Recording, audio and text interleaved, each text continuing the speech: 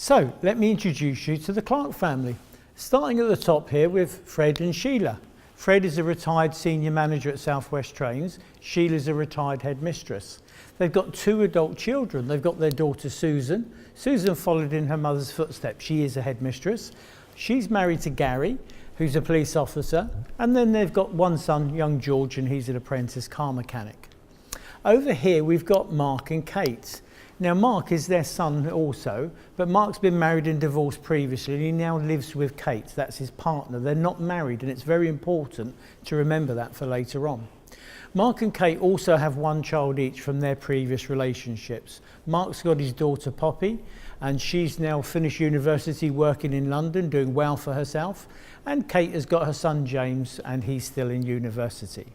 So that's what I call the nuclear family. In terms of the advice position before any advice was given, Fred and Sheila had no planning in place, not even so much as a basic will, let alone lasting powers of attorney. Now we need to turn our attention to their numbers. You'll have your own. We've rounded up the numbers for Fred and Sheila for easy math today. But the total assets that Fred had in his entire name was £260,000 back then.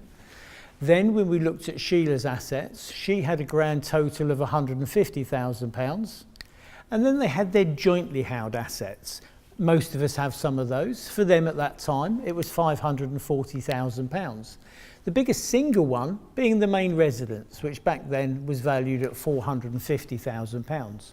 Most people in the UK, couples, will own their properties together in that way. Now that's a terrible idea if you actually want to protect your loved ones. Trouble is, we often are not told these things when we buy a property. When we look at the grand totals then, so as a couple, they had a total estate value of £950,000. When you take off their personal allowances, which is £325,000 each, so £650,000 as a couple, it means that for Fred and Sheila at that time of their lives, the taxable estate value was £300,000. And at 40%, we're going to see £120,000 go to HMRC on second death unless they do something about it. Now, what we're going to do is take you back through the situation after we gave advice to Fred and Sheila, because luckily for them, they were recommended to us by one of our existing clients who were good friends. And they said, you should go and see Stephen or Jasmine at Redwood, and I'm sure they'll be able to help you. So we met with Fred and Sheila and we said, okay, the very first key things we need to do to get the building blocks in place for your estate planning is we need to make sure that we draw up for you lasting powers of attorney. Then we need to make sure that we've drawn up new protective wills for you both, and that those wills should dovetail neatly into some family controlled trusts. Lastly, we also used our expertise in savings and investments. We reviewed all of those for them and we made sure they were balanced equally, but also, importantly for them, they were now going to be exempt from care fee assessment or inheritance tax. Now, of course, their adult children should be doing their own planning because that will make things better. But right now, we're purely focusing on getting it right at the first generation level and then seeing the amazing effects that has as it goes down the family bloodline. Last things then is to go through the investments after we gave them advice. So as you're going to see now, these have changed dramatically. First thing we did is we split the main residence. So instead of holding it jointly together, Fred now owns half the main residence, £225,000. We also protected his half by what we call a HPP. It stands for a Home Protection Plan. And it's a very unique and very specialised type of trust. It's used by those people who wish to protect their main residence against care fee assessment, if that's important to them. Also, as I mentioned earlier, we balanced the savings and investments. But not just that, we also changed Fred's savings and investments so they would now be exempt from inheritance tax as well as care fee assessment. His grand total now came to £490,000. When we look at Sheila's position, very similar. She's got half of the house, of course, and equally protected by a HPP. She's also got half of the investments, and again, just like Fred's, changed so they be exempt. Her total coming to £440,000. The jointly held assets are now stripped right the way back to just the minor amount of £20,000. End result of all of that is the total numbers haven't changed. They still have £950,000.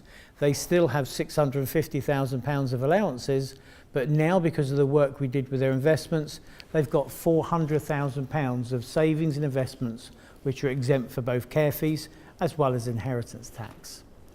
End result of all of that, of course, absolutely no inheritance tax burden for the children to face on second death, and in fact the ability for the estate to grow by a further £100,000 as well.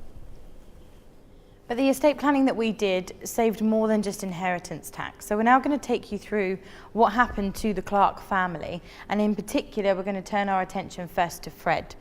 Now Fred was 72 when he suffered a very severe stroke, which meant he had to go into a care home. However, because Sheila had the lasting powers of attorney in place, she was able to look after all of her husband's care needs, make all of the decisions about which care home he should go into. And additionally, because we had protected their main residence and also their savings and investments from the local authority assessment process, it meant that actually the local authority had to put their hands in their pockets and pay for Fred's care in the first instance. Critically though, Sheila and the rest of the family could still access all of the family wealth, so they were able to use it to pay top-up care fees to get Fred into the best care home and make sure he had a really good standard of living and quality of life for his remaining years. Now Fred was in that care home for just over 2 and a bit years before he then sadly passed away. And as Steve said, we had put in place some protective wills and some family controlled trusts. So this time we're going to look at how the estate moves over from Fred to Sheila. Well, there are a small amount of jointly held assets, and these automatically become the surviving joint owners when the first of us pass away. So those all became Sheila's.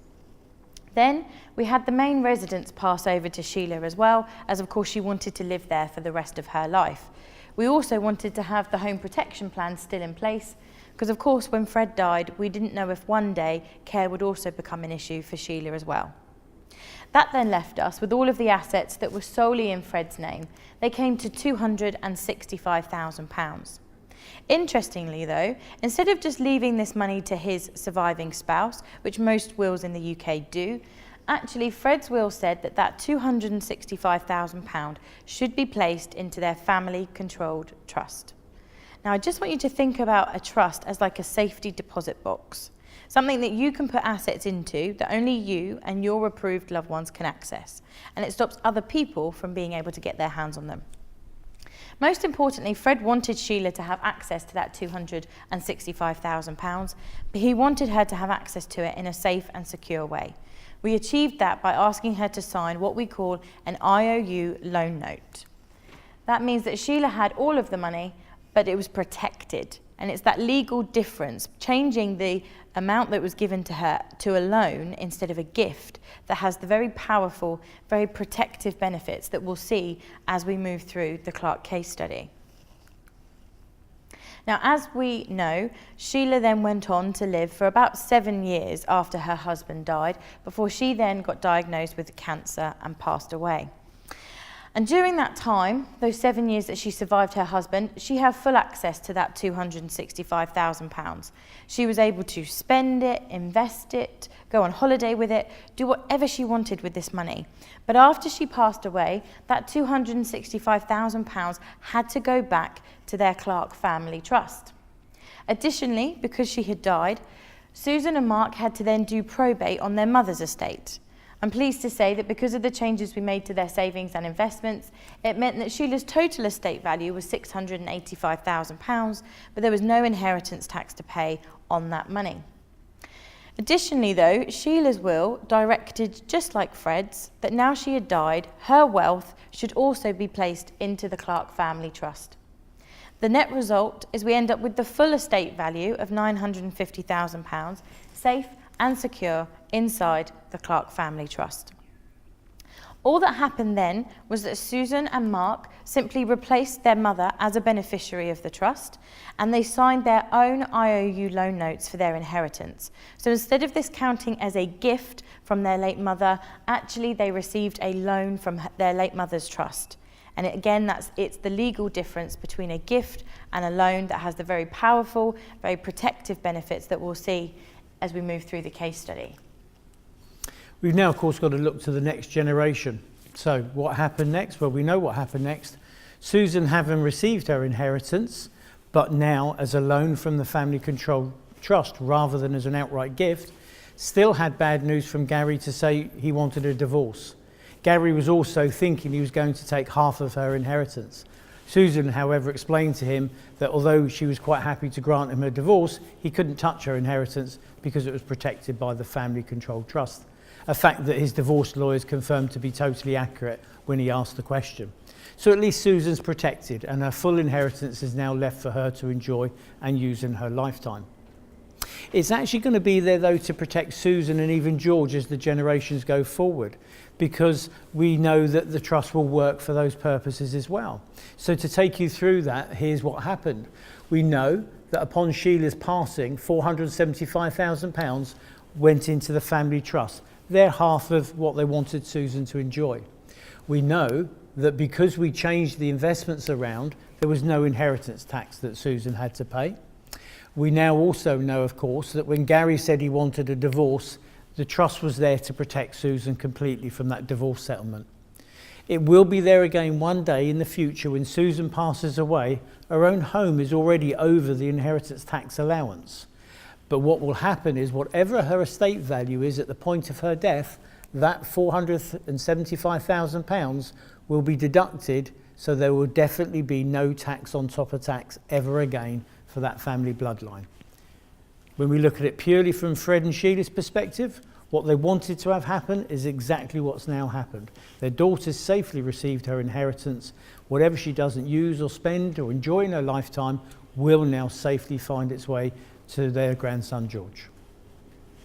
And now we're going to look at what happened to their son Mark, because he was just 54 and at work one day when he suffered a major heart attack and passed away. But we have a couple of things to bear in mind. Because Mark had received this inheritance as a loan and not as a gift, when Mark passed away, that £475,000 from his parents had to go back to their Clark family trust. Now, Mark was actually worth £500,000 in his own right, and that was in his own estate, which his will passed to his partner, Kate. Unfortunately, because Mark was partnered and wasn't married, he only had a single person's tax-free allowance. And it meant that there was actually £70,000 of inheritance tax that was paid on his estate, but it would have been far worse had his parents' inheritance also been included in that. Now, what happens next is that Poppy, Fred and Sheila's granddaughter in their family bloodline, was then able to replace her father as a beneficiary and sign her own IOU loan note, giving her full access to the inheritance that was rightfully intended for her from her grandparents. Now, over a bit of time, Poppy and Kate sadly lost touch and communication with each other, and Kate decided that actually the money she had received from her partner, Mark, she was going to leave to her son James. So she actually went about changing her will, which she's perfectly legally entitled to do, and she left everything to her son James. Had Mark done his own planning, we could have stopped any inheritance tax as well as this money from coming out of the family bloodline. But what we are demonstrating at this point is that by Fred and Sheila taking the time to get their estate planning right, they were able to make sure that at least their money passed down to their granddaughter instead of to Mark's partner, and then the family's at the mercy of making sure that that partner passes everything down the family bloodline as we had hoped. The net result from Fred and Sheila's perspective is that £475,000 could now go down and stay with their family bloodline. I think we have to come back to this question though always. What's the true cost of anything and where does the value lie? Well, certainly as we can now see, the entire family wealth was protected, all £950,000. How much did Fred and Sheila spend on their true estate planning? £8,531. So of course hindsight is a wonderful thing, but we can now see in hindsight that expenditure saved the family well over £800,000. So great value for money. But that for us is the biggest message. It's to take some planning to protect you and your loved ones. We mean to get around to putting these wills and trusts in place, but life has a habit of getting in the way. So whatever you do, make sure that you put some good planning in place to protect you and your family. And if you would like more information, then please come along to one of our free wills, trust and estate planning seminars, or give the office a call to book a free initial meeting.